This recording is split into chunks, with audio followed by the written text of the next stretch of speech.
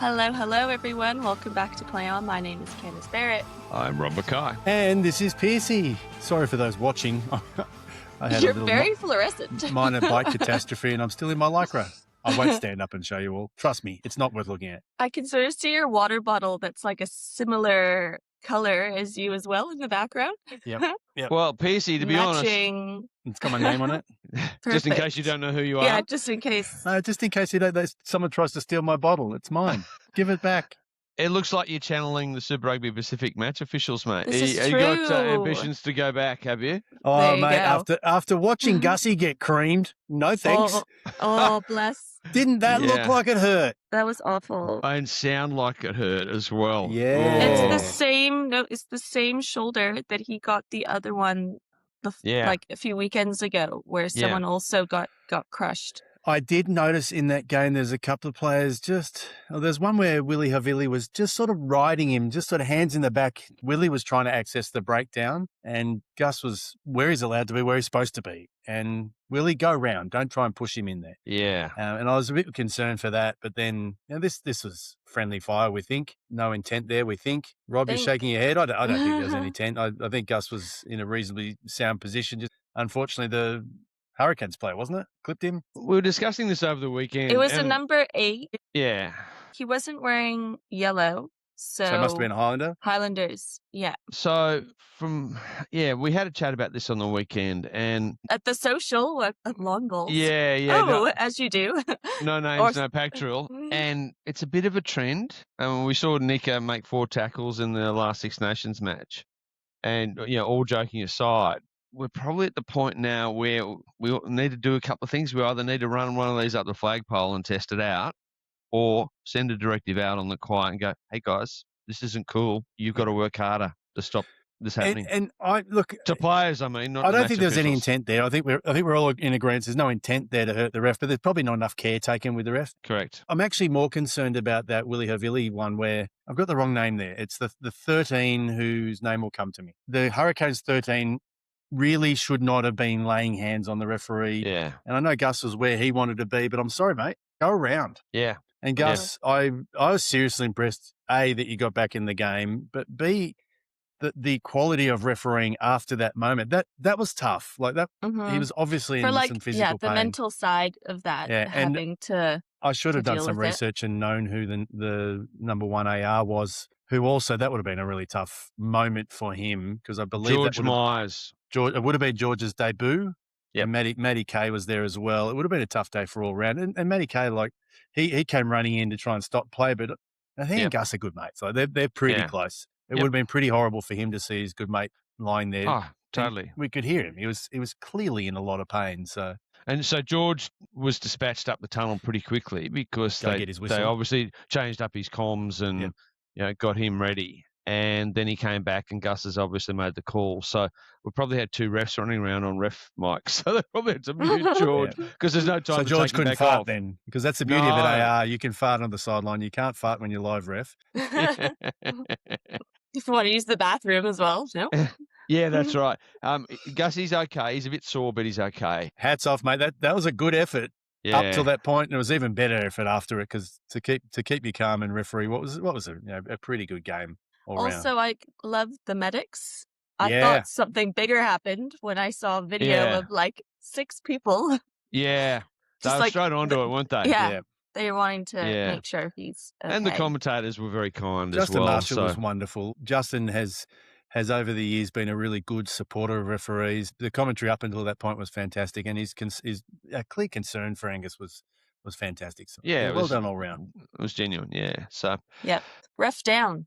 down. Gus, please stay out of the way. You're very dear to all of us, and we love watching you referee. So please stay out of the way. And players, be more careful. Yes. Yeah, because so obviously we just spoke about Gus, but I also saw in Nick Berry's game, even he, like, the ruck is finished per se, so the 9, and then Nick's just walking around to go into the next phase, and then someone that's like late just going to the ruck and just hits Nick as well. It's just like, I feel like and we've Nick made was this wearing point. the high vis. Gus was just wearing the white.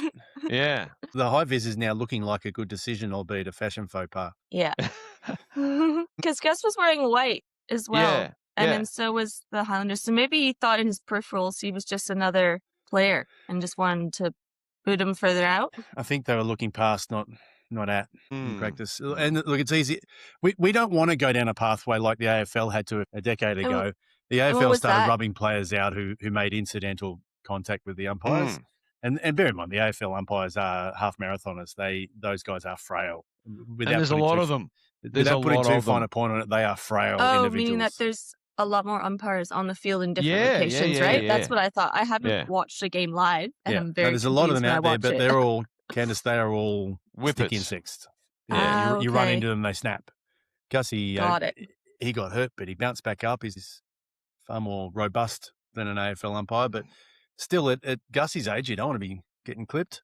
How old is Gus these days? I was having that conversation. Anyone know? At Gussie's age, mate, he's way younger than the two of us. He's way younger than us, and I don't want to get older than me, but younger than you guys. Yes, correct. So that'll help you guys. He's in that continuum, shall we say? And he's 41 according to the Oracle. Well, he has beautiful skin. He probably Angus, has you are looking good for 41. That was a good game of footy. We had less footy on the weekend, which was interesting. I had too much cricket. My young fella's in the pointy end of a cricket season, so we had 3 sessions of cricket. That was too much. And we got one more weekend. Yeah. I had a friend from Cowra visiting that I used to play rugby with, which was really nice. So took her to the Waratahs match. Unfortunately, the Waratahs lost, but I enjoyed watching it. It's a pretty good game. The Waratahs had a good crack, and once again, they just haven't quite answered that backline combination yet, I don't think. They're a tease. They're such a tease. They get you in, they make you excited, and then they let you down. It's like Lucy and Charlie Brown with the football. Yeah. It's just an ongoing tease. It's interesting, Candace. Sydney's always been a really challenging place to play night footy. The dew on the ground, the humidity. It's actually a really challenging place to handle a football on a it was a balmy Friday night, wasn't it? Yeah. I was just like, it makes Butterfingers. Saturday. It makes the Waratahs look a little bit clumsy. It makes them look that. And it does. It is a home ground. They probably should have a better way of coping with it. But you could see Jake Gordon applying the sticky to the hands a lot. Yeah. Didn't help him. Well, he didn't drop the ball. No, there was a lot of drop ball, a lot of just not quite there. And their season's not dead in the water. They've still got very much a chance to get there, but they're going to need to get that connection. And there's some real positives there, like Sid at 15. He's great. Yeah, absolutely. Adamson at 7. I think I like Charlie Gamble better, but he offers a point of difference. And the referee, I have a captain chat from Geordie later on in the pod. For everyone. Beautiful. Geordie's reffing well. He's got a nice feel. My son was watching it with me. He said, "Holy crap, Dad, the ref works out. Where are your guns?" That's what my friend said. She's like, "Who's this?" Yeah. I'm like, "Oh, he's been around." Yeah. He's known for that. To your point about connection, Pearcey, once again, for the second time in recent matches, they had a late withdrawal just before kickoff in the centres, the worst channel. Yeah. You want that to happen. So, again, they had to rearrange at the last minute. That does not help. No. It was once again promising. And the Blues are top of the table now. So, they're second, aren't they? But I think it's neck and neck. They're the team you least want to have to defend in your red zone. Yeah. In my view. Geez, they're hard to handle. Caleb Clark's pretty devastating with the ball, but so are a lot of them. So they've got threats everywhere in that department. So if you starve them the possession and territory, no problem, like most teams, but then more so. Yeah, I did love. There was a decision there where both Geordie and the AR, who I can't remember which one it was, were both lying prone trying to find the ball under a maul. Yes, I saw that. They're both. It's quite a funny look. It was a good look. Who was that? That was it was Jeremy. And they still had to send it up to Timo. Yeah, they're both really tall guys. So them having to get so low to the ground so quickly. Yeah. But I don't think they both didn't get the right angle. I think there was too many bodies in the end. Oh, way too many bodies. Absolutely. Yep. I guess we'll come back to that. A little bit of a chat about the minutiae of the match. So, was anyone involved in rugby on the weekend? I was meant to do a game, but mine got binned. No, I wasn't. I was watching cricket. I did watch the Australian Club Championship, which was great. We saw our mate Louie, and we saw what's her name? Oh, Charlotte. Yeah, she did the women's. Yeah, so we saw Louie and we saw Charlotte ref the Warringah v Bond. Yes. I think the Bond girls won, whereas the Ringer boys Yeah. won. There was some good footy. Louis moving beautifully and great involvement in the game. Charlotte, it was great to see her doing a good game there. Once again, Charlotte, work on your whistle. Come on, mate. Rugby refs sound better than that. And the Is it different from a basketball ref? Yeah, absolutely. Very much Chus so. was busy the night before too. He was down the Brums game. So yeah, a lot of miles for Louis. Yeah, well done, mate. busy weekend. So so some season launches, getting that time of year where it's all starting to happen. Six Nations got player of the tournament voting coming up, which is interesting. So you got 4 options. You got a Frenchman, an Irishman, a Scottish man, and an Italian. Sounds like a bad joke. They all Sounds walked like a into good bar. joke, I reckon. Yeah. Louis Bielbarri, Stuart McCloskey, Kyle Stain, and Tommaso Minoncello. No English. I don't think. No Welsh. I don't think it's got my 2 favourite players in there. I think Finn Russell is worthy of mention, and I think Mr. Ferrari is worthy of mention. I would have picked the Welsh front rower. Oh, the prop, I think Mr. it's Carr. Reese. I think it's Reese or something like that. Yeah. I think Louis would probably I think Louis one. should win it. He's been my pick. He's just been Me too. I voted grandstand. And he's the one I voted for. McCloskey's numbers are pretty good. Yeah. They're probably the top 2 out of those. The other 2 are a bit down lower, but it's between LBB and McCloskey. I don't think Minoncello is even the best player in his team. I think their front row is where their game's based on, and I think it's... Yeah, and they missed him in the last game. Yeah, it's really good to watch a strong young tight head.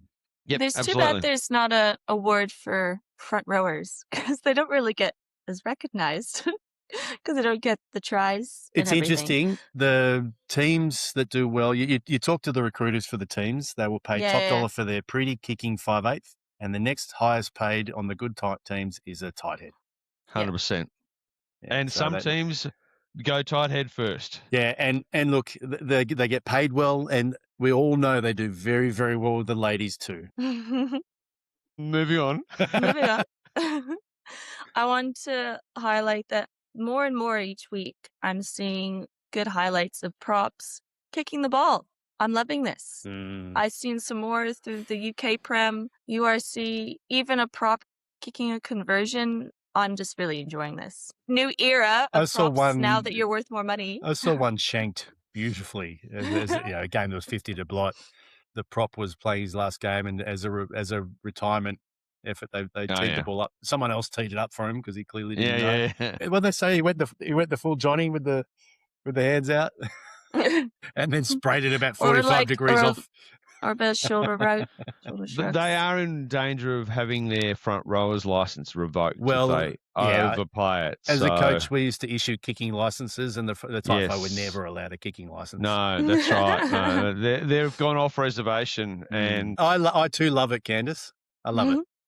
It makes me, as a referee, have so much joy. Yeah. I'm like, this makes the game more fun and interesting. Yeah. Let's see where this ball goes. Look, I know I'm crossing codes here, but my mate Brian Toto with the double grubber try, and then tipping his hat to his sister Mary Fowler. That was good to watch as well. I do love a random kick. If you saw that, Rob, if you didn't see it, Google Brian Toto.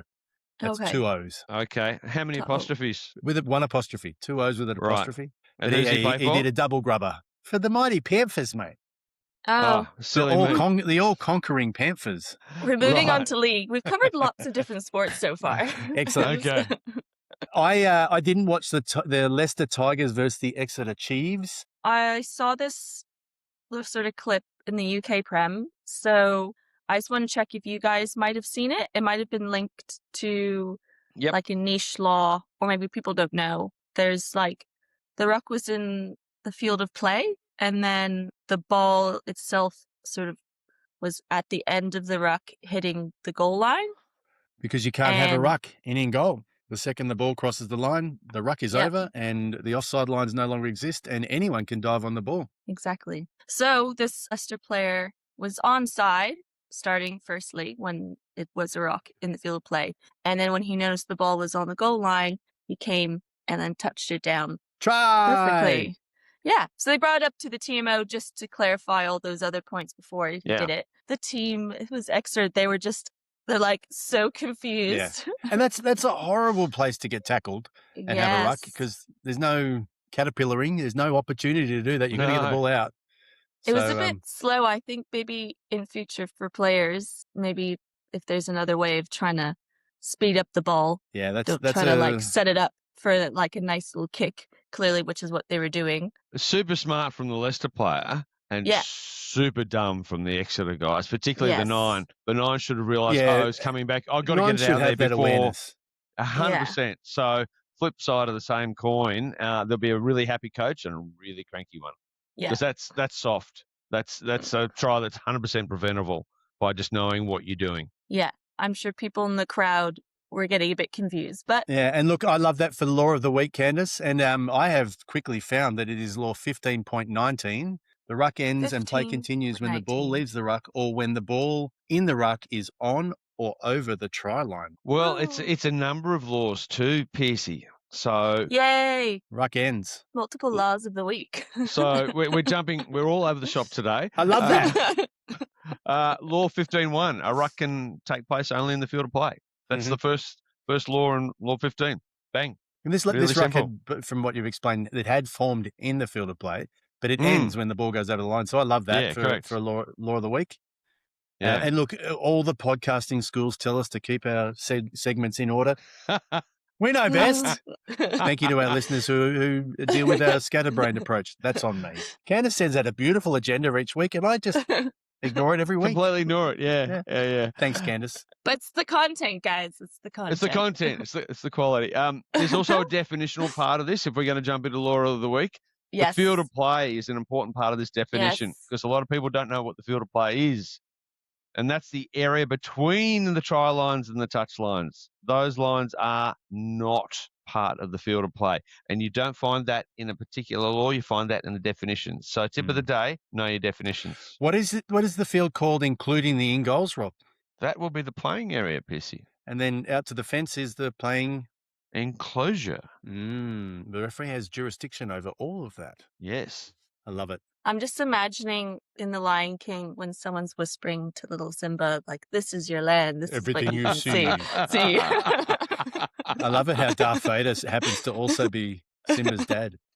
Oh, yeah. Oh, so good. Is that a thing? It is a thing. James L. Jones is both Darth Vader and Simba's dad, Mufasa. Yeah, Mufasa. Stop it. I love it. Okay. There you go, Candace. Yes. Simba, I am your father. And I have one of my boys has but one tattoo that I know of. We're a bit worried when he got it. And in the end, it's on his bicep, the inner part of his bicep. It's baby Simba. To say Hakuna Matata? No, just the little cartoon picture. So lovely. I love it. Yeah, it's yeah. Really, So it's really That sounds like a drunk night in Thailand. No, that was well planned. And the Lion King is obviously a big cultural icon in our family. Super Rugby still? We can do some Super Rugby. Where do we want to go? We've done a bit of Highlanders and Hurricanes, haven't we? Strange final conversion. It was taken from the wrong spot, but the guy still nailed it anyway. Good on him. Well done. Bravo. Brumbies and Chiefs. Look, there were a couple of funny moments in this. Yeah, busy scrum day. At one point, the Chiefs tight head was really struggling. he was overextending. So Scrum guru Dan Palmer, who used to be at the Brumbies, said 120 degrees was the perfect recommended angle for a props angle at their knee. And this guy was well past that regularly. And it got to the point where his 7 was actually trying to hold his knee up off the ground. Oh.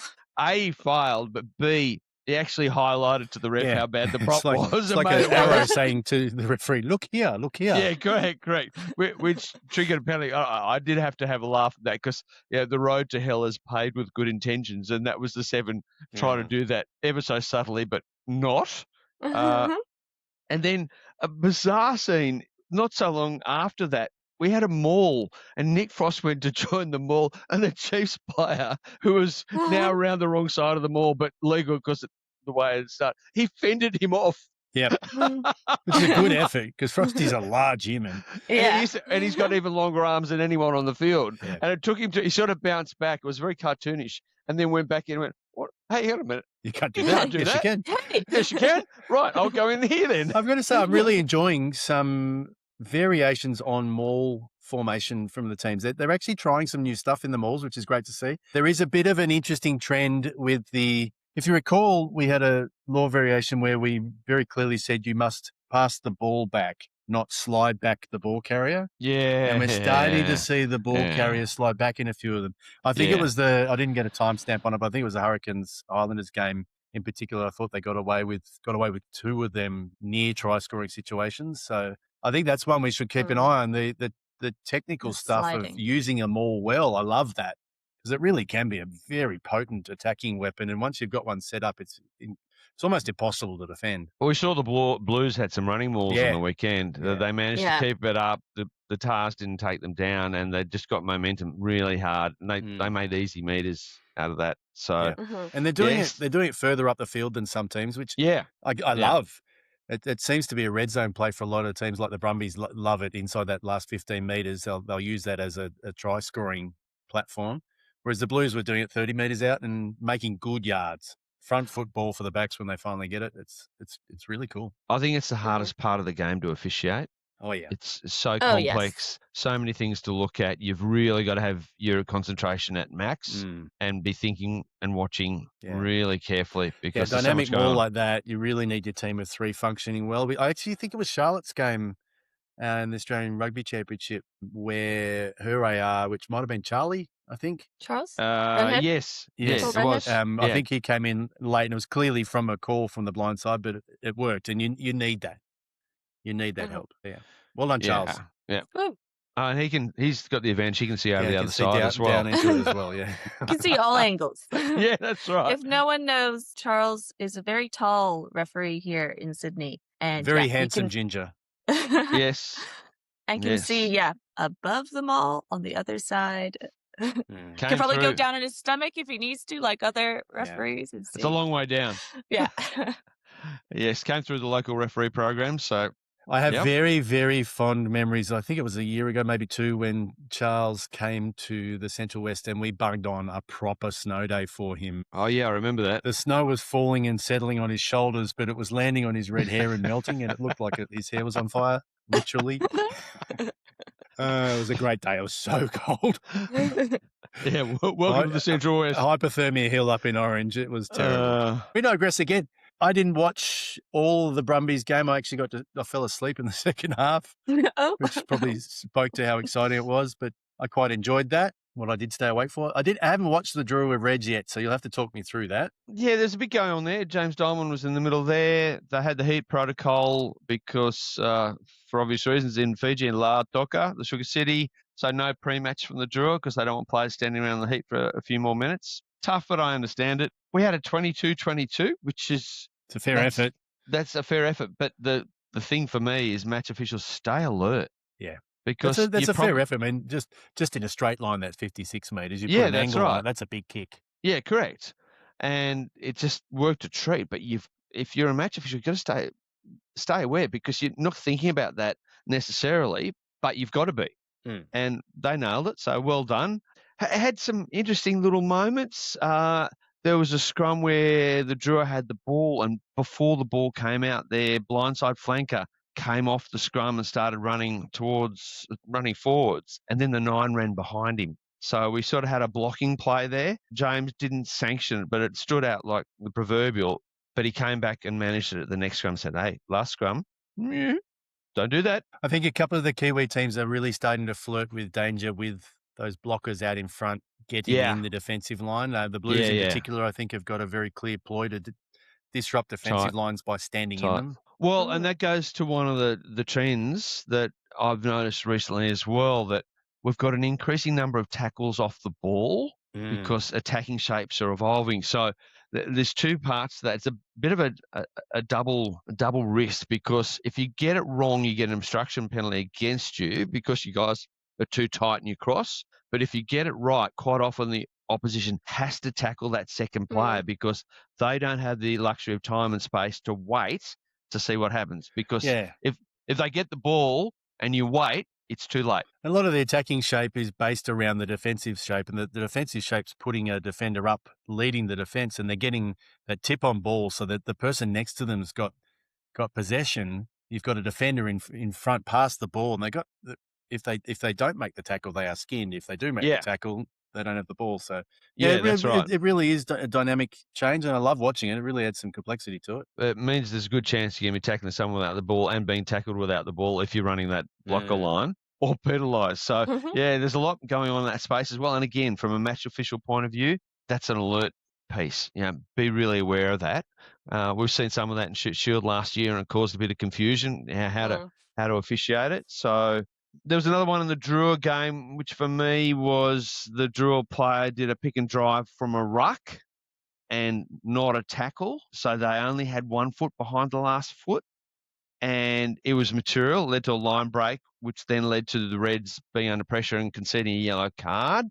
I know we like to let the game flow, but I think that's one of those ones that is a bit untidy. If you're not behind both feet at a ruck, then I don't think that's fair because the defence aren't set up for that, and they weren't because they're looking and going, well, there's no threat here. He's in front. He can't take the ball.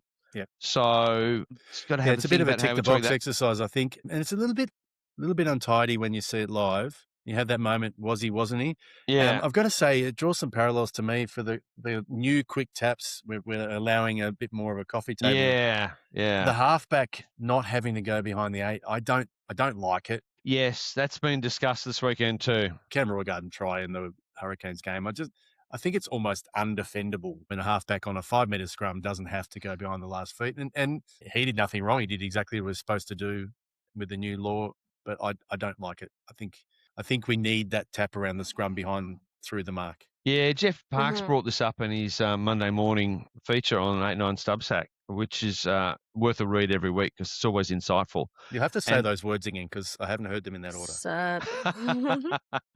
So Jeff Parks, renowned rugby order, writes on 8-9 Rugby Substack, and he's got a weekly column that comes out Monday morning, which is the review of the weekend's rugby. Yeah, cool. And it's a really good read. I recommend it to anyone. And he had exactly that point, Pearcey. I think it's a little bit unfair for the attack. I think we need to rebalance it. Well, I agree. And it's interesting how it's evolved because the first few rounds we didn't really see it. It was more about the quick tap in general play. But now the Nines have worked out, hey, 5-minute scrum free kick, boom, I'm on. Yeah. And yes, there's a certain element of equality about it, or equity, that perhaps is tilted out of whack. And here we had Clarkey and Nems again. Did Nems speak English this week? Yeah, well, between Nems and Satish on the sideline, they did a good job.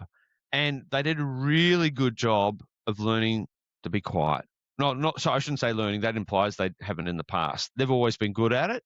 And they stopped to listen to the referee at key moments. So a tip of the hat to them. Well done, guys. That's smart work. Cool. We need more of that. We'll learn more. Everyone will learn more. So, yeah. I didn't ref on the weekend, but I did have a lovely moment there where I caught up with former Wallaby captain Sterling. Look at you. Snorky, mate. He's quite tall. He is quite tall. Yeah. He was the plenary speaker at an accountants convention. He enjoyed hanging shit on us nerds.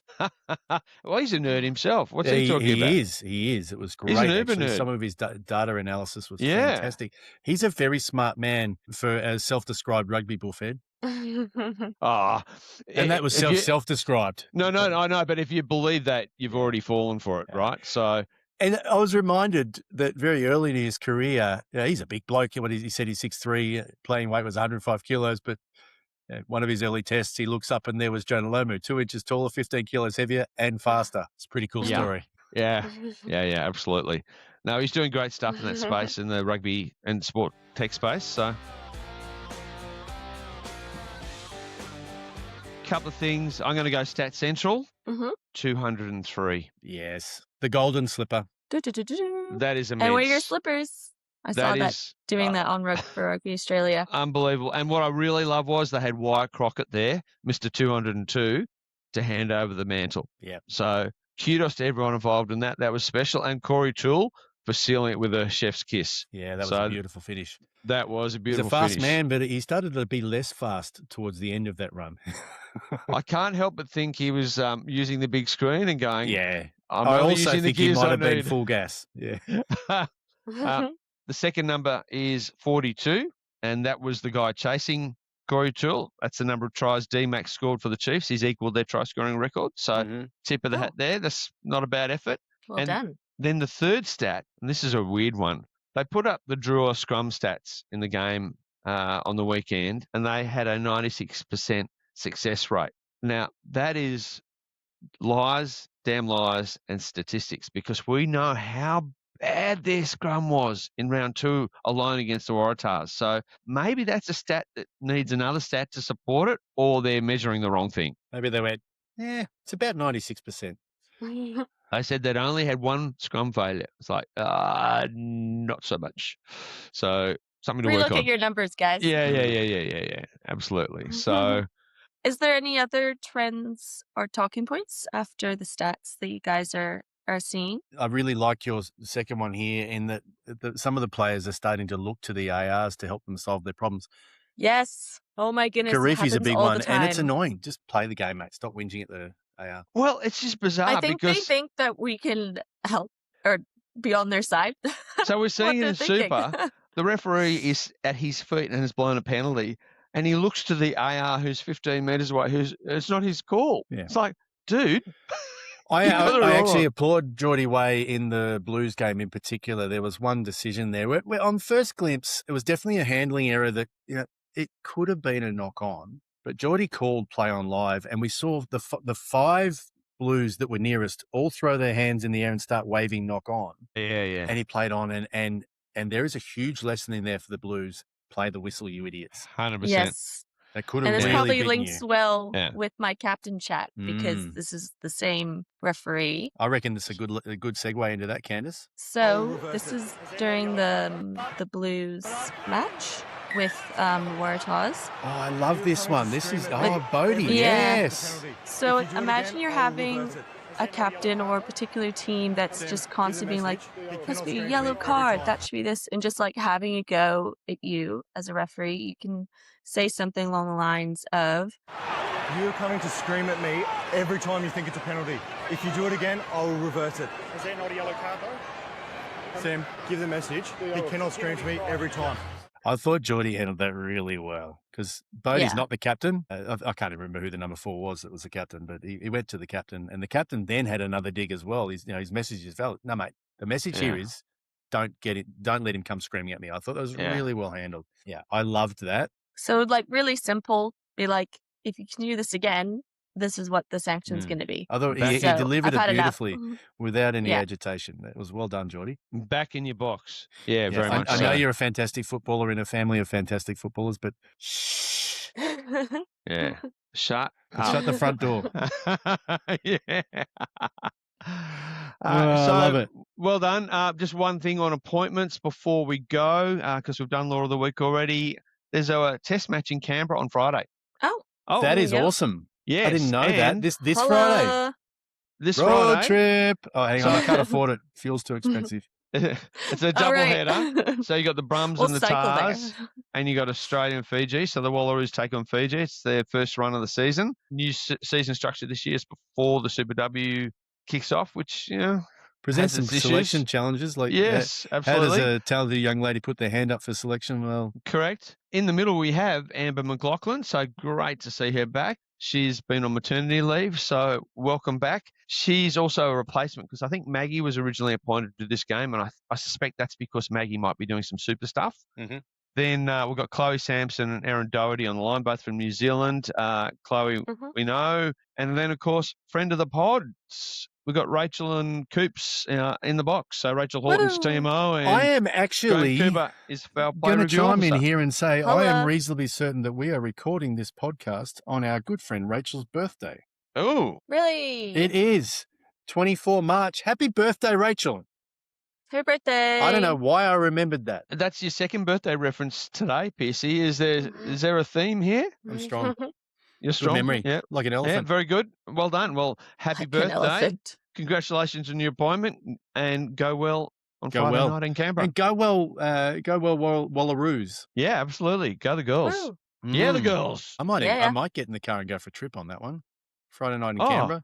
Do it. What's the forecast? Probably wet and crappy. Everything. If I know Canberra. Everything. Yeah.